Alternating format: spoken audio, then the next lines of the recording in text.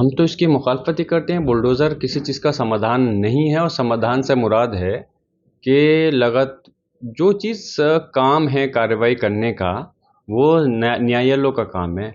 हम बार-बार इस चीज़ को कहते हैं, पुलिस प्रशासन और सरकार न्यायपालिका के काम को अपने हाथ में नहीं ले सकती, नहीं लेना चाहिए। माननीय सर्वोच्च न्यायालय ने कई बार टिप्पणी करी है बुलडोज़र के खिलाफ, लेकिन अफसोस है कि लगातार बुलडोज़र चल रहा है। हम चाहते हैं कि बरेली के लोगों को इंसाफ मिलना चाहिए।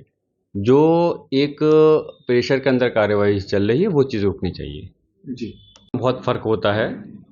2024 के चुनाव में तो यही बीजेपी के लोगों ने ये भी कहा था कि हम पूर्ण बहुमत के नहीं, बल्कि एक मजबूत बहुमत के साथ में 400 के आंकड़े को पार करेंगे, लेकिन हुआ तो नहीं। इस बार इनके सोच से परे है स्थिति, और बिहार के अंदर जनता एक बदलाव लाना चाहती है, और हम उम्मीद करते हैं कि जब चुनाव आएगा तो जो ये लोग दावे कर रहे हैं, इनके दावे खोखले रह जाएंगे और इंडिया गठबंधन की वहाँ सरकार बनेगी।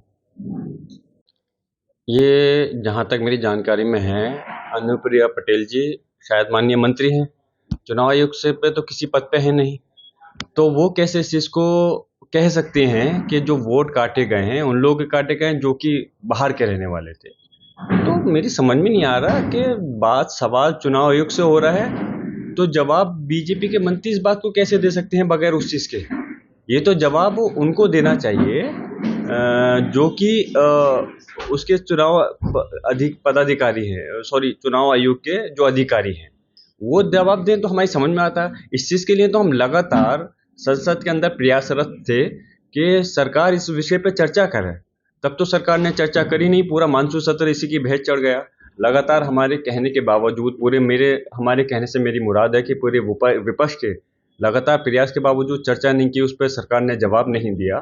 तो फिर अब इन लोगों को क्या अधिकार है कि इस बात को कहें? क्या मतलब चुनाव आयोग ने क्या इनसे कहा है कि हमने ऐसा किया है, या चुनाव आयोग को इनकी जानकारी कैसे है? वो ऐसा नहीं है। अगर सिर्फ ऐसा होता कि जो लोग बाहर चले गए उनके वोट काटे होते, तो आज विपक्ष के लिए विरोध नहीं कर रहा होता।